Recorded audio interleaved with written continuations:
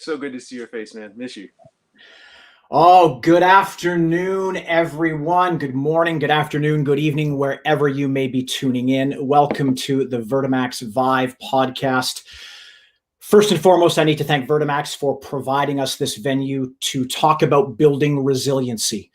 And next, I need to thank the one and only, often imitated, never duplicated, Mr. Dr. Mark Cheng. Mark, thank you so much for carving out the time to be with us today. It's my honor. It's good to see you again. You as well. You as well. You know, just for kind of going through kind of the housekeeping things, you know, I was trying to come up with some ways to describe you and my interactions with you. You know, so I jumped onto your website, and I think just what comes up on your website kind of holistically and all-encompassingly describes who you are and what you believe. So I just want to read that for the audience. And it says, move to feel and live better through a lifetime of passion, learning, honing, refining, and distilling methods and practices of both Western and Eastern world. Mark has developed a system that helps everyone from office jockeys to top performance athletes and C-suite executives move better, perform better, feel better with less pain, achieve faster and shorter recovery times, and at the end of the day, live better lives. Now that describes how I feel about you. You know, there's been a handful of mentors in this industry that have kind of made me stop in my tracks and reevaluate everything that I thought I knew. And one thing I've certainly learned as I grow older and kind of venture further into my career is that the more I know, the more I don't know. And if you're the smartest person in the room, you're in the wrong room, right? And I remember the first time I got a chance to hear you speak, and it was in your rehab course, you know, and you were having us just do some of the simplest human movement patterns that as an athlete, I found incredibly challenging to do, you know, and you were talking about patience and listening and owning movement and so many other things. And so that's when I first got exposed to you and your methods around training and prehab and rehab. And then I think one of the most pivotal moments for me with you was when we were together at Under Armour, and I brought you into the U.S. Olympic speed skating dryland training camp, right? With some of the most fittest athletes in the world, some of the strongest, most powerful athletes in the world. And I don't think they really knew what to expect, but you took this group of athletes through a Tai Chi session, something they were completely not expecting. And it was just amazing to see how you were able to captivate them and get them move through something that they weren't used to doing. Now, obviously, as the founder of Tai Cheng and the creator of Tai Cheng and K3 Combat, you know, so I just want you to talk to us a little bit about, you know, how you've been able to kind of take your Eastern practices and then integrate those philosophies and principles into what you currently do today. Sure. Eastern practices are pretty interesting in that, like, whether they're Eastern or Western, they're operating on the same fundamental paradigm, which is, or I shouldn't say the same fundamental paradigm, but the same equipment, meaning our bodies. So whether we choose to use an Eastern paradigm to describe it or understand it, or a Western paradigm to understand it, describe it, if it works, it works. So it's up to us to see where those dots connect. So for me, Tai Chi was kind of an intro for me into movement, into movement training and martial arts, and so it informed a lot of how I saw different practices. So, like, does a practice have the ability to vary speeds? Does it only go like hard and fast, or does it only go slow, or is it like multiple different expressions? Can it go like raw power, or can it be like finessed as well? So, without the ability to control the dimmer switch in our movements or in other aspects of our lives, we tend to be kind of single focus. We tend to get like myopic. And that reductionism isn't like necessarily anyone's fault, but that's something that is a liability over time. Because if we only know that way, that ability to go that one way, like go hard or go home all the time, you're going to go broken. And that's just reality. Beautiful. And I think you coined the term at one point, like knowing when to apply the gas and knowing when to apply the brakes. I've heard you. Yeah. Yeah. So expand on that a little bit for us. Sure. Athletes, I think, are super, I mean, the highest level athletes, at least, are ones that know how to push themselves. There are some that are gifted and are just lazy, but I think those are percentage wise fewer than most people would think. I think a lot of people genuinely love some aspect of the sport, or have somehow defined themselves through some aspect of a sport, or some training method, like even if it's, just jogging, like they define themselves through that. Like that becomes part of their identity. So they know how to push themselves even on those days when they're not comfortable. Like they'll get out of bed at 4 a.m, or they'll like go run even when their bodies are tired. But training and testing are two different animals. And I think we get into trouble when we don't understand the differences between the two. Good training should be focused on, how do I increase the volume of an envelope? In other words, the envelope of my physical potential. So training should be geared on pushing the envelope, but not tearing it. Testing, on the other hand, should be like, this is game day. If I tear the envelope, I tear the envelope. But ideally, like, I have enough physical competency, enough volume, enough of an inventory of movement to be able to handle whatever it is that I'm going to go through today. Interesting. I love that, the difference between training and testing. And I think I've been guilty in the past of just having the testing attitude, right? And something I can relate to right now, Mark, and I'm guilty of it even to this day. If, as we're living and breathing through the pandemic and we're dealing with more stress and more adversity, the first thing I'm accustomed to is going and smashing myself on the bike, because I know it's going to give me the short-term reward of feeling good in this euphoric high, but also recognizing that may not be the best thing for me to do today. So is there any tips that you can give to our audience and viewers here of, is there any signs you should listen to be able to tell the difference of, when should I test and when should I train? I'm going to offer maybe a little bit of a paradigm shift for some folks that might give a few pause and allow them to go, your hormones are a drug. Let that set in for a minute. Your hormones, including your pleasure hormones, are drugs. So based on how your body responds to those drugs or those chemical compounds, you may have a kind of addiction to them. So now, if your addiction is something like, let's say, a fifth of vodka or whatever kind of other drug it may be, it's pretty easy to recognize. Like, oh, okay, I down Vicodin every day, for example. Like if that happens to be your reality, then you might need to come to Jesus with that. Yeah. On the other hand, if you told someone else that, like, no, I go for like these insane runs or these insane like lifting sessions or these insane bike sessions, and I just completely destroy myself, but then like I feel great, and then like once I feel great, then the high wears off, and then most people don't correlate that to an addiction or like taking it to excess and then the crash afterwards. So our pleasure hormones, in terms of like that feeling of accomplishment that we've worked out on, we need to actually develop a kind of awareness, like our ability to listen to our bodies and say, like, when am I, to use an analogy here, when am I comfortably buzzed versus sloppy drunk?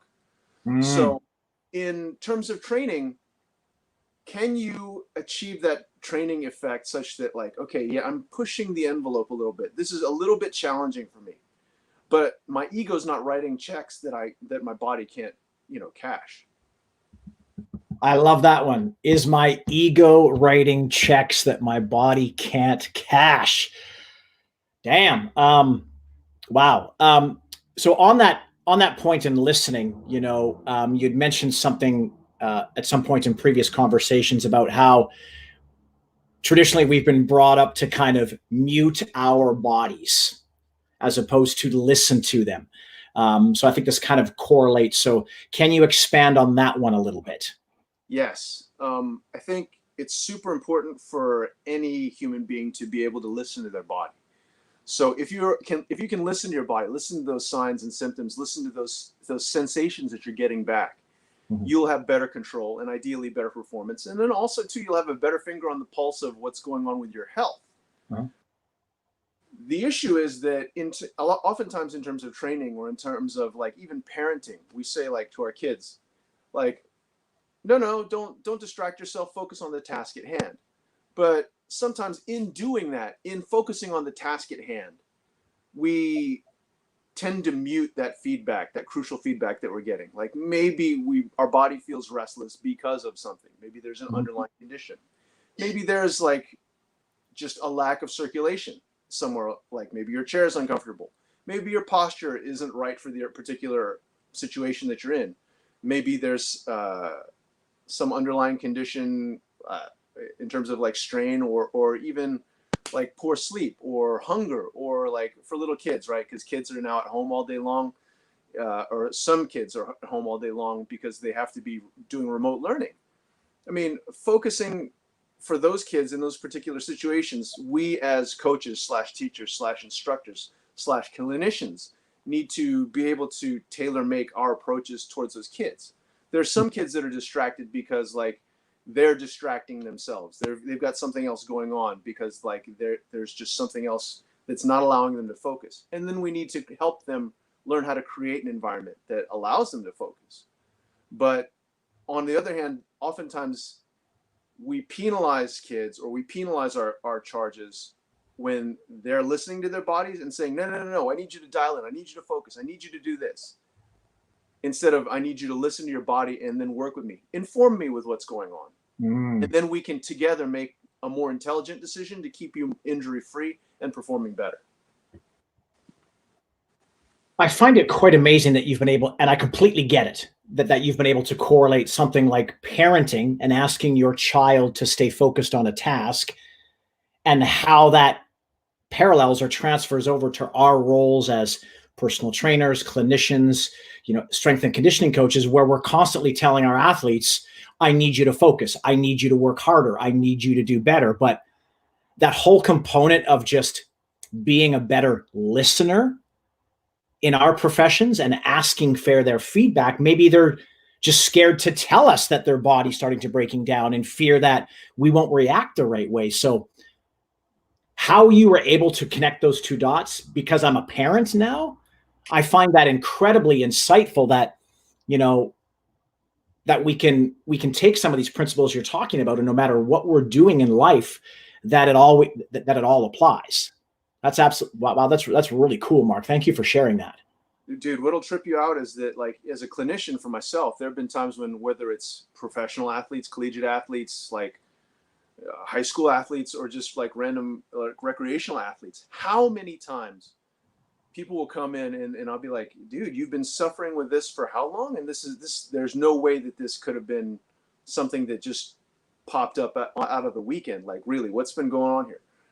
And more often than not, even from like littler kids all the way on up to the pros, you'll hear stuff like, oh yeah, well, it's this thing, something similar started bothering me like years ago, but like my coach just told me to train through it, and like I had to push harder. So like I didn't want to let coach down, or I didn't want to let anyone down, so I just pushed through it. And so those kind of social pressures to mute ourselves, to mute the feedback, is kind of like, okay, some of that I get, because like a coach wants to be a motivator, but a coach shouldn't be the one to tell you to deny yourself in that way. Right? A coach, to me, the responsibility of a coach, the responsibility of a master instructor as far as martial arts or something like that, or a trainer, should be first and foremost to keep you safe. Now, if this is warfare or something like that, and I'm trying to win a battle, yeah, even then, even under those sorts of circumstances, right, as the commanding officer, I want to keep as many of my soldiers or fighters safe as possible, to return with as few people injured as possible. So rather than like you charge ahead and all you guys are going to be cannon fodder, no, like let's try and take care of people as much as we can, so that we have as many people coming back to return to the fight the next day. Wow. Was there a pivotal point or something that pops out to mind, Mark, that the light switch just went this, right? So obviously, you're a master of martial arts, you're a master trainer for Strong First, and you have and regardless of the modality that you're on, right, you've been able to take these principles and disseminate it across all clients, all athletes. Was there a point in your career when you were testing too much and something happened that made you go, whoa? Or have you been fortunate enough to not have experienced that yourself? Dude, I'm almost 50 and I still have those moments when like I have the gusto or the aggressiveness or the ambitiousness of when I was like 19 and 20. And like there are times when I'll do a workout and I'll be like afterwards, like later that night, or even worse is like 2 days later. You don't feel it the second day, you feel it 2 days later. Yeah. And it's just, oh, why am I so sore? Yeah, I still have those workouts. I still have those days when it's like, that was dumb as hell. And it, you know, especially now that I have to commute so much back and forth to my job or to my job sites, there are times when it's like, I'll get out of the car and be like, ugh. Yeah. So yeah, I mean, I totally understand what you're saying as far as like, even now pushing it too much. Yeah. But I don't think there was one particular point when like I pushed myself so hard that like I broke myself and thought like that now it's all clear. Really the aha moment, I think for me, probably the biggest aha moment or moments came from Functional Movement Systems co-founder Gray Cook, the father of MS.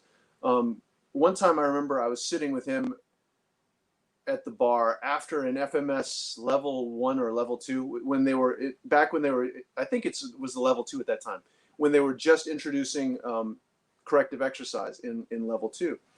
And I remember being completely just mind blown. I was like, sir, these are awesome corrective exercises. It's cool to see how they address some of these underlying movement asymmetries or you know, lack of ability in some of the fundamental movement patterns. But like for the life of me, I can't figure out how to do this. I was like, I need to like take a couple weeks and then come and intern with you in Virginia, because like this just blows my mind. I don't get this at all. This is all new to me. And he looked at me really weird. Like I remember he was holding his shot and he looked over at me. It's like, Cheng, what are you talking about? You know all this already. And I was like, no, I don't.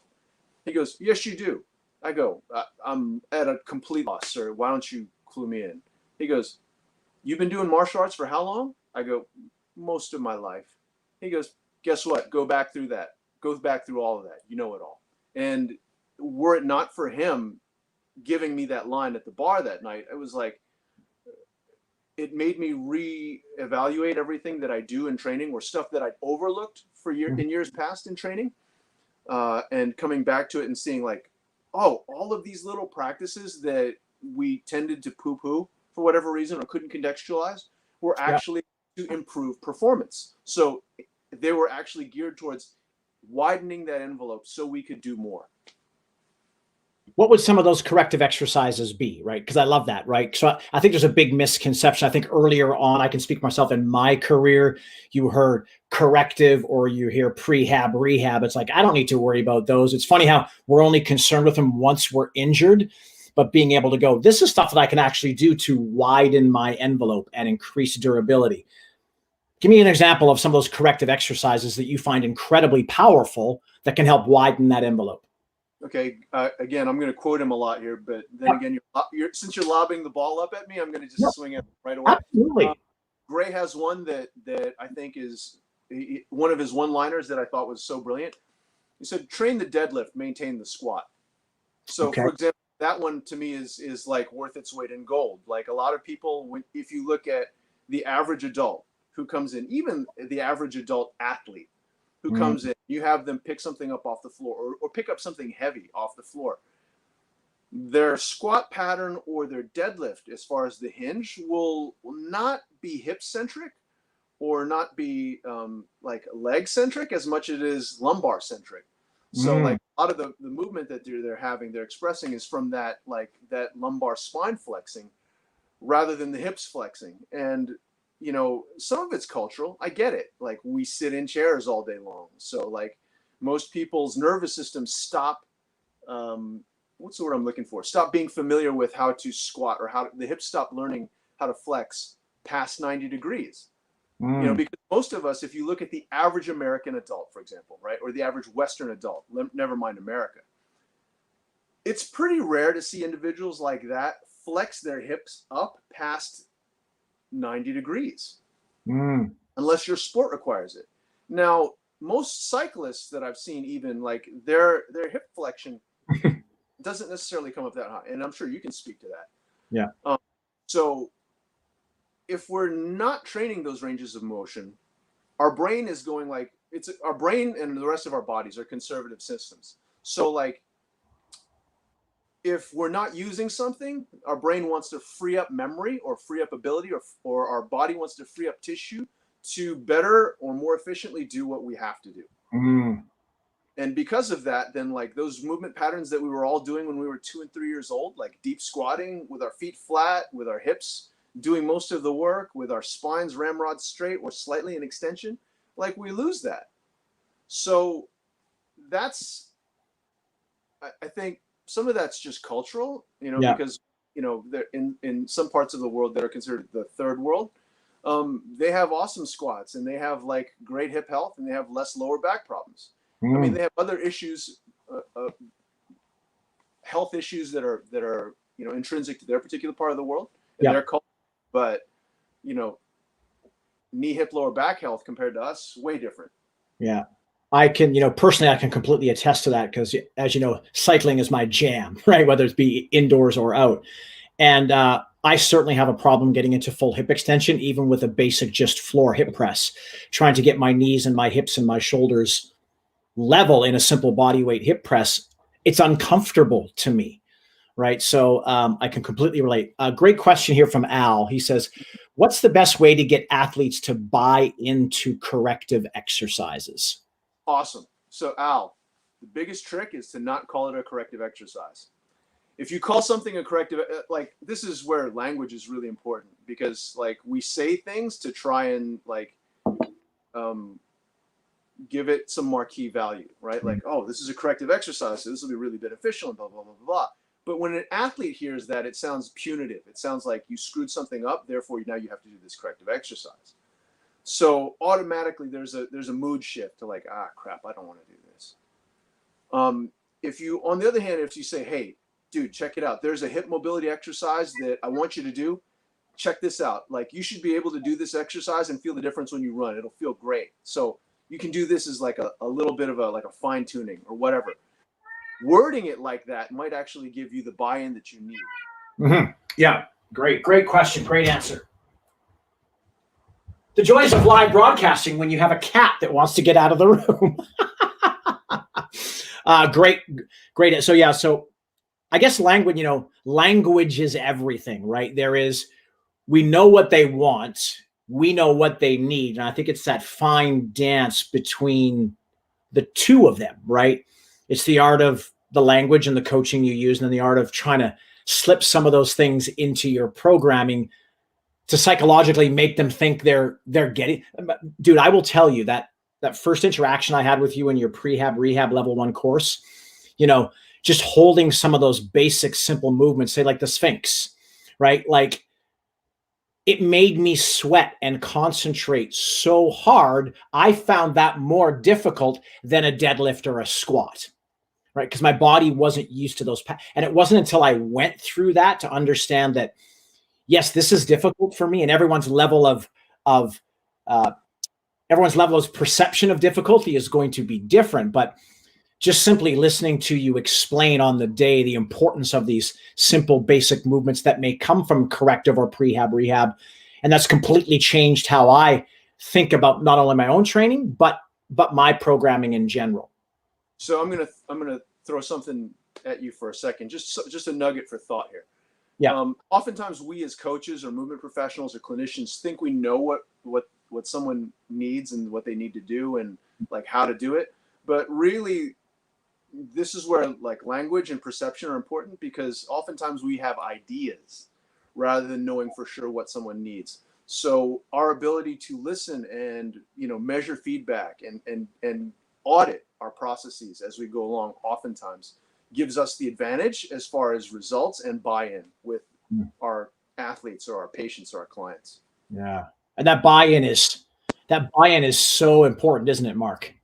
Right? That buy-in and that building of mutual trust, especially in the world that we deal in, right? If you take a look at, we could have, 30 trainers watching this particular broadcast, and what's going to make me choose to go with you as opposed to this person, right? That buy-in, that trust, the ability to listen and communicate and understand. And ultimately, we know that's not only going to lead to results, but it's going to lead to retention, right? Which is going to lead to a lifelong relationship, a client forever, and I think that's one thing that I've had to certainly work on over the course of my career, Mark, is just listen.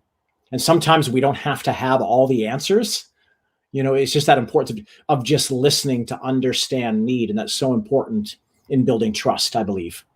Totally. I mean, I think whether you're as a trainer or whether you're as a coach or whether you're as a clinician, probably the most crucial skill and most underdeveloped skill that I think we could all use more practice on is learning how to listen, rather than being so quick to offer what we're trying to represent as the answer.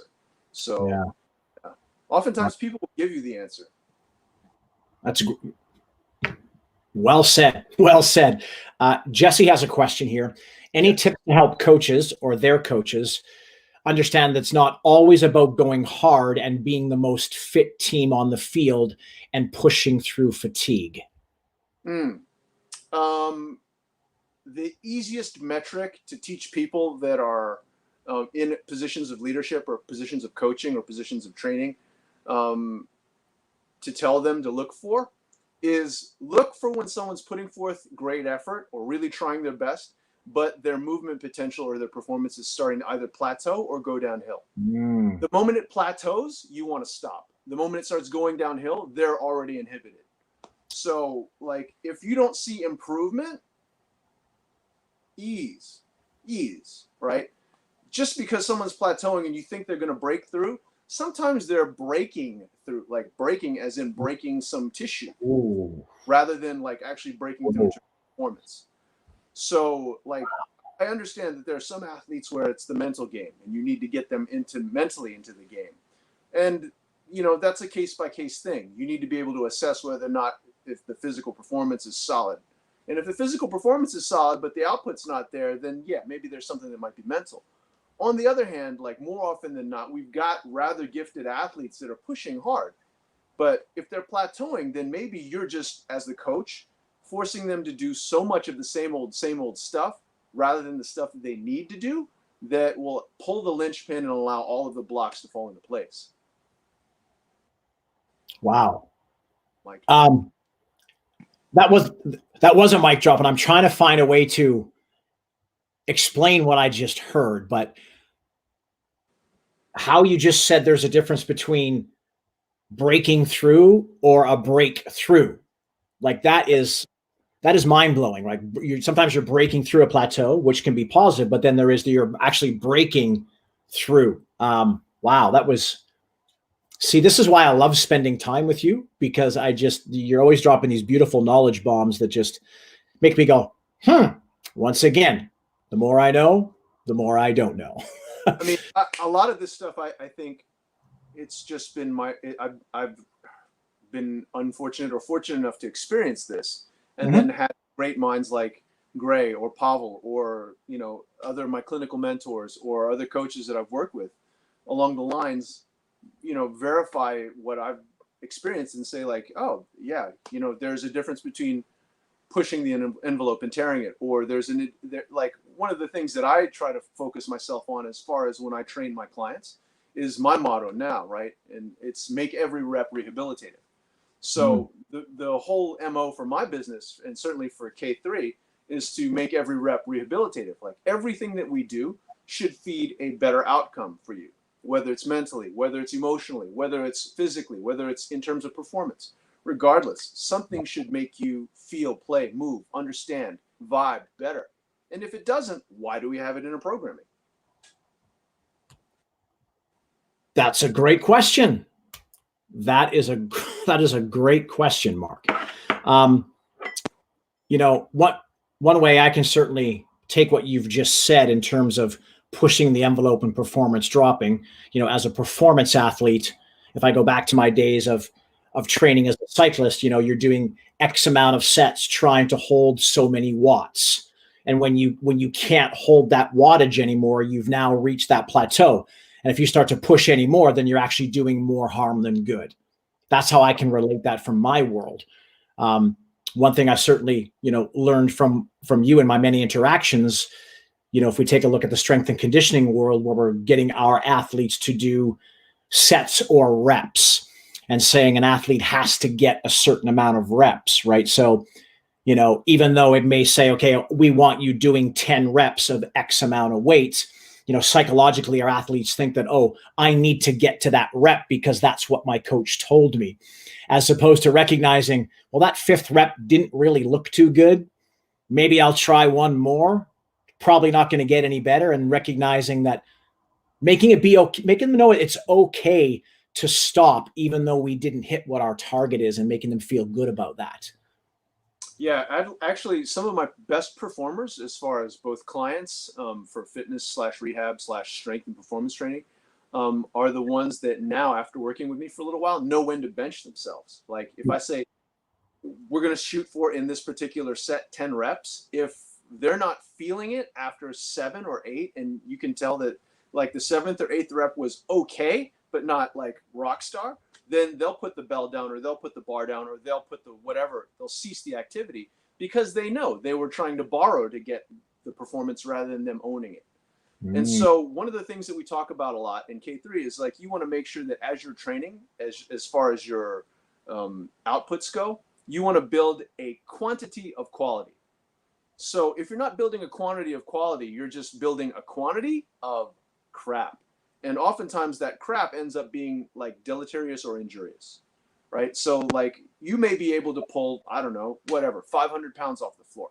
Awesome. That's outstanding, especially if we're talking 1 rep max. But like if you're doing that and then with every rep, you're ending up destroying your body, and you can't pick up your kids to play, and you can't go to work, and you need to spend now this amount of money on rehab, was it worth it? Like really do the math. And, as a medical professional, sure, like I can put a lot of people back together after they've gotten injured, but like I would rather just not see them in the clinic for those reasons. I would rather see people training smart. And then if they're training smart and actually training in such a way where their training is rehabilitating them, is fueling the longevity of their bodies and the health of their beings, then like it's the really important stuff that they're not addressing that I can help on, rather than like, dude, why didn't you do the soft tissue work? On that note, soft tissue, I remember. I lobbed to you. Yes. I remember back to that day when I brought you in for the dryland training camp with the U.S. Olympic speed skating team. And you said this very powerful concept or sentence that said, healthy tissue should be able to receive pressure. I'm like, okay, I kind of get where you're going. And then you proceeded to lie on the ground, on the grass, and you looked around and you proceeded to pick out one of the U.S. speed skating coaches, who clearly was the heaviest person on that field at the time. And you had him come over and asked him to stand on your quad. Now, I don't know about the people watching this, but I can barely foam roll my quads some days because they are so sore. And I'd like to say I'm a pretty decent cyclist, right? I can climb with the best of them. So I don't think I'm lacking any strength or power in that department. But in terms of healthy, that's something that has stuck with me, that healthy tissue should be able to receive pressure. And this guy proceeded to just stand on your quad and you didn't even wince. So can you dig in a little deeper to that, on that concept, and kind of what you mean by that? Yeah. So remember how at the beginning of our conversation today, I was talking about the dimmer switch, right? Like not only in terms of training should you be able to, brighten or dim or change the intensity of your outputs, right? As far as like a lot of people think, oh, brightening and dimming our outputs, right? We should have a heavy day and a light day. And like, no, I'm talking also about speed. I'm talking about intensity. I'm talking about, your load and volume. I'm talking about like tension levels. So a lot of times we think, okay, tension is strength, tension is skill, all the things like that. And yeah, I agree with those things, but within context. And I think our inability as a culture to contextualize, we take these like little cute taglines and then apply them with such broad strokes that they end up being injurious. So like healthy soft tissue, like the original quote was, healthy soft tissue should be able to accept pressure. Mm-hmm. So if your soft tissue is locked on in like this kind of tense mode all the time, it's inefficient and it's also detrimental for the joints. In addition to that, right, like when muscles are super tense, they don't allow like that kind of fluid return as far as drainage, right? You're just accruing congestion in that area rather than allowing fluid flow. So if your quads, which are some of the biggest muscles in your body, are super tender, oftentimes that shows, or that indicates that the deeper levels of the muscle, closer to the bone, closer to the joint, are actually holding on to tension when you're unweighted. So it's like if I'm lying down on the ground and my legs completely don't have to bear the responsibility of holding up my structure or supporting my weight, and I'm lying down and my inner thigh should be completely relaxed. So if my inner thigh is completely relaxed, then there's no reason why a 350-pound dude couldn't walk up, and if that muscle is healthy and relaxed, and this 350-pound dude isn't like, dive bombing with a big jump onto my inner thigh, but like if he steps up gently on my inner thigh, I should be able to, if I'm relaxed, and if that tissue is healthy, and I have good neuromuscular control, to relax that out to the point where there's no pain. On the other hand, if I'm unaware of how much tension is in those tissues, and all of a sudden there's some pressure, like never mind my inner thigh, even like the rectus femoris or the vastus lateralis, like the front or the slightly outside of the thigh, for a lot of people, if you press on most people's thighs, even gently, you'd be amazed how many individuals who think those muscles are super healthy are actually quite sensitive. And these muscles shouldn't necessarily have that kind of sensitivity. I mean, especially if you're not doing contact sports.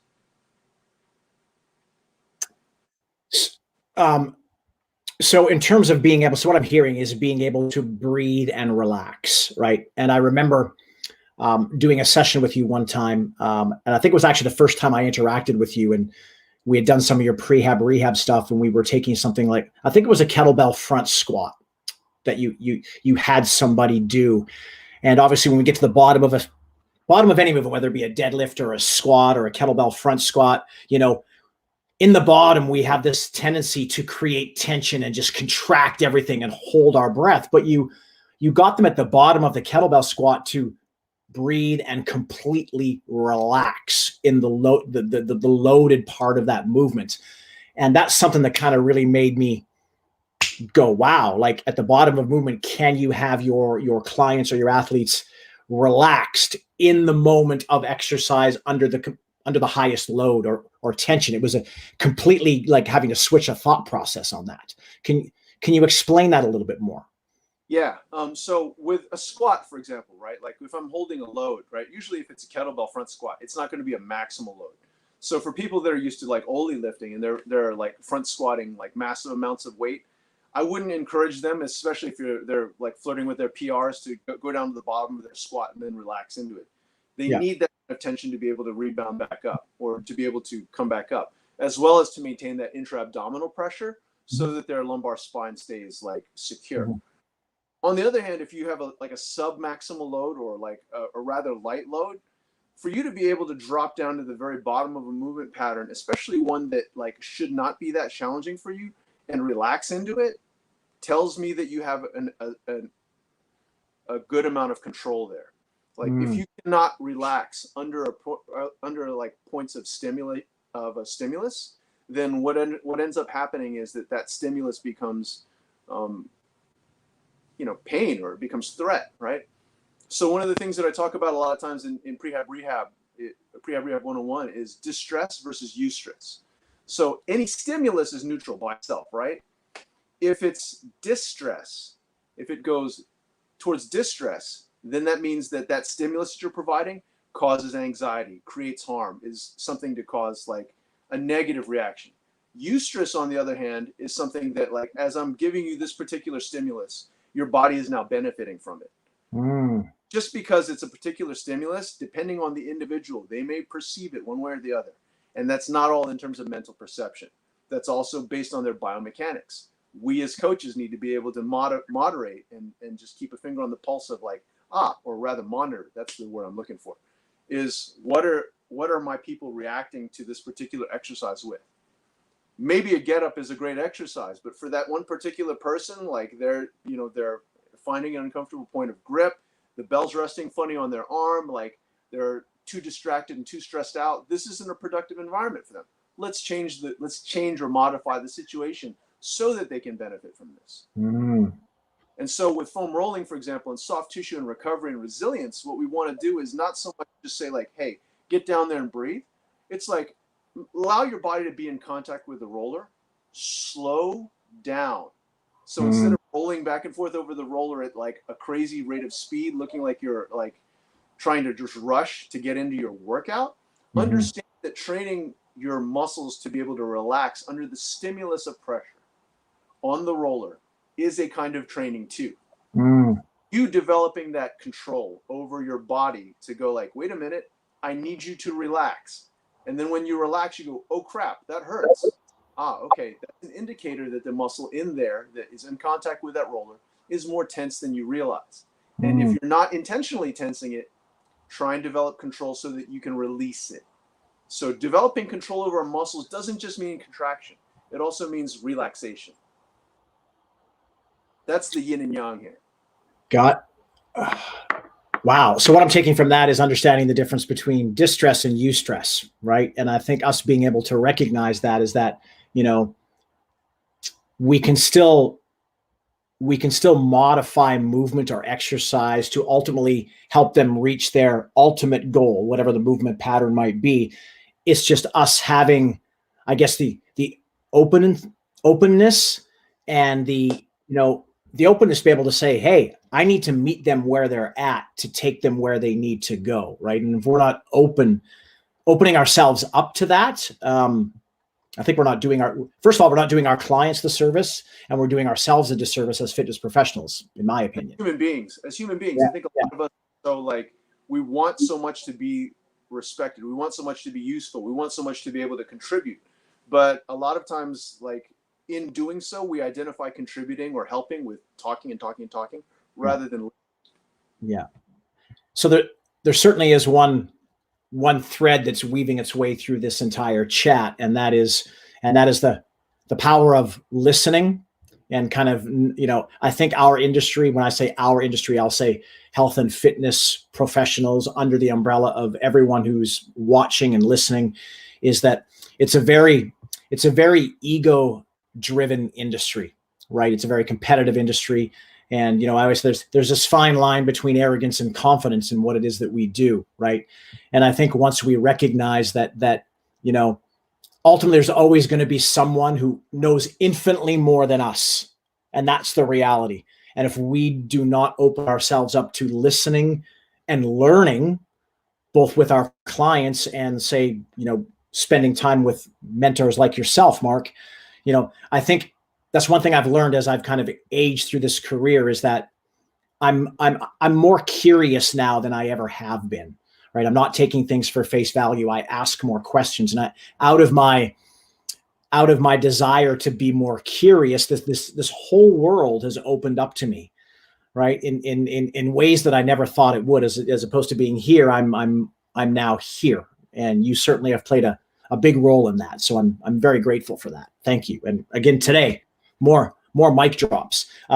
As we start to wind this down, because I know we could be here for hours, I want to talk about kind of the state of where we are as health and fitness professionals, and our continuous, wanting to do more and be more, right? I know for me in previous years, having a hard time saying no, right? When I probably should say no, but I say yes because of A, B, C, D, E, right? You made a post last week on your Instagram page. And if you're not following Mark on Instagram, he's incredibly provocative. Mark, you think different and you act different, and you're unapologetic for the way you live your life. And that's one thing that I respect about you, Mark.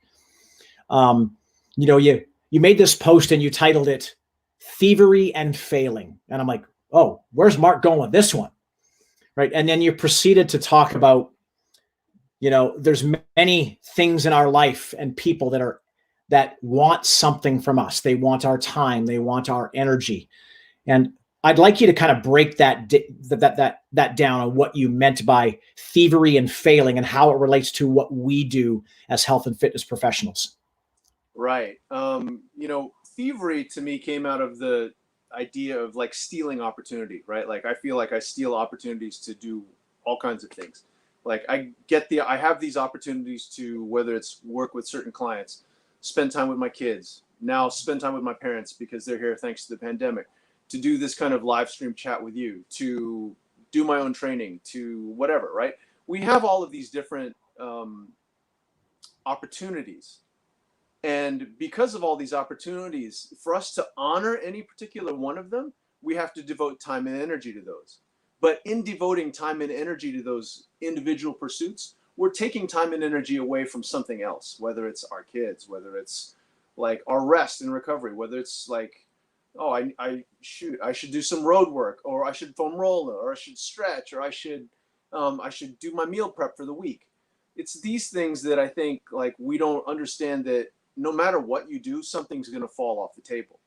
It's just the ability to prioritize on the go and in the moment to be able to say like, okay, based on the 50-foot view of everything that's on my table, I need to spend a little bit more time in this. So I'm going to steal time from everything else and focus on this so that it'll allow for all of these other experiences to be better. So that is what I mean by thievery, right? We're going to, no matter what, we're going to have to steal some time away from something, whether it's our spouse, or if you don't have a spouse, maybe it's dating or whatever, right? So anywhere along the line, you're going to have to prioritize, and that ability to prioritize is clutch. So that's what I mean by thievery. So with the demands that you have on you, Mark, and I know how great they are, right? As a parent, as a son, and the clients that you have, how do you decide what and I don't know what your answer is, right? And I'm just kind of looking for insight. Is there something, like if you got two things you can choose from, right? How do you decide? They're both important, right? How do you decide to choose A over B? And you may not have an answer, but I'm assuming you do. So for all of us on here, right, in the industry that we're in, we've got people that are trying to monopolize our time. They want things from us. And we can't forget about ourselves and the whole self-care part of what we're going through now. How do you prioritize, Mark? So this is where that failure part comes in. So you mentioned thievery and failure, right? So oftentimes we fail. We misprioritize. We like focus on the wrong thing and it ends up crashing and burning. Sometimes we focus on the right thing and it still ends up crashing and burning, just through no fault of our own. We've got to be cool with that. Like if we expect success, reward, pleasure at every turn, we're going to be sorely disappointed and very entitled. So very entitled. So we've got to be humble enough to be able to go like, let me ease off the accelerator for a minute. Let me have a look at the data. Let me try and prioritize at this moment in time to see what's going to serve my long-term interest the best. Yeah. And let me put my time and energy into that. Now, oftentimes, like when it comes to like, how do I prioritize on the go? I think, all right, what would serve my interests now to allow me to perform in such a way that I can be at my best for all those people that depend on me, whether it's my kids, whether it's my parents, whether it's my patients and my clients. So like, that's the metric for me. And oftentimes too, right? Like, in that particular post, one of the people that you're quite fond of, Wesley Snipes, invited me to a premiere for Coming to America 2. I'm sorry, not a premiere, a screening for Coming to America 2. Yeah. And I was so looking forward to that. But, I was pretty much running on fumes already. So I was already kind of tired. But, like, I was still so amped up, so looking forward to going to spend time with Wes. Because I hadn't seen him for a while. And also, too, it's cool. I mean, like, let's face it, it's cool to do that kind of thing and hang out with that kind of crew. Yeah. And as I was finishing up one thing and about to jump into the shower, I told my kids, okay, kids, Dad's going to shower up. I got to go to this thing with Uncle Wes. And my little one was like, Dada, I hope, I hope you have a good time, but I also hope I hope you would kind of stay and throw knives with us. And I think about that, and it's like, she may never remember it, and that's cool. But like, wow, if she never remembers that Dad took that time off from spending time with Uncle Wes and doing something that would have been kind of unique and cool and fun, okay, whatever. But I don't want her to also think like, I'm kind of sad because like that one night, I really wished that for whatever reason, kids, sometimes they just want you there. Yeah. Right. Like there's this, like one of the best things that has come out of social media lately is these memes that say kids don't often tell you that they're having a rough day. They just say like, can you play with me? Can you be with me? Wow. And so to me, the moment she, like I looked in her eyes, I heard it in her voice, and the sweetness with which she said, Dad, I hope you stay. But like, I hope that, I understand that you want to go and I hope you have a good time too. Wow. Like for an 8-year-old express that so maturely, I was like, choice is obvious. Easy. I'm going to be a thief from that opportunity. I'm going to steal from that opportunity. Yeah. So that, and fail in terms of showing up there and fail in terms of like the social media value, whatever. Right. Yeah. So I can capitalize on spending time with my daughter. Wow, Mark. Spend time being present with her and stealing moments while my folks are still with me. Like my parents are rather elderly. So like, how many more times are we going to have to be in the backyard with my folks and my dad, in his 90s, ambulatory, able to walk around and throw a knife, and my kids being able to have those memories. Wow, so Mark. That was an easy one for me.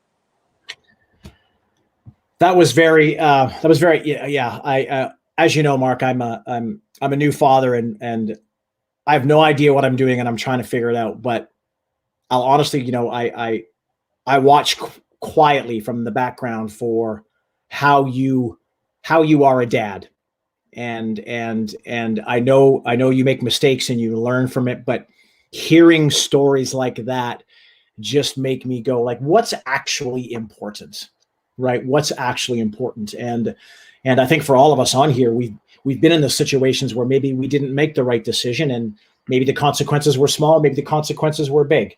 And I think humility and you being open like that, I think is incredibly powerful in its own right. And I think that's an amazing way to kind of wrap this conversation up. And I'm honored to have you join us today. You've been a mentor of mine for years, and I continuously learn from you, and I learn from you making your mistakes, right? And just having conversations like this. So I'm forever grateful that you stole time from somewhere else to come and spend time here, because I know that you did. And thank you so much from the bottom of my heart. So thank you for making the time for this. The difference between turning up and showing up, right? And you didn't just turn up, you showed up, right? And you were here and you were present. And I think that's what's pretty special about you, because it happens every time I'm with you, whether it's like this or it's in person. So much love and gratitude, Mark. Thank you. I'm honored. Thank you, brother. Yeah. Thank you for all of you that have tuned in. I hope you found this chat with Mark provocative in many ways. And if you don't follow Mark, or it's your first opportunity getting to know him, I promise that the more time you spend with him, that you become a better person in many different ways. And I think as I get older, I'm very selective on who and where I spend my time. And you're a person, Mark, that I would steal time from somewhere else to be able to spend time with you. So I hope we can do that in person soon. Thank you. I look forward to that as well. Thank you. Thank you very much, everyone, for tuning in. And thank you to VertiMax for providing this platform for Mark and I to hang out and chat. Until the next time, from my home to yours, much love, health, and happiness. Thank you, guys. Have a great day.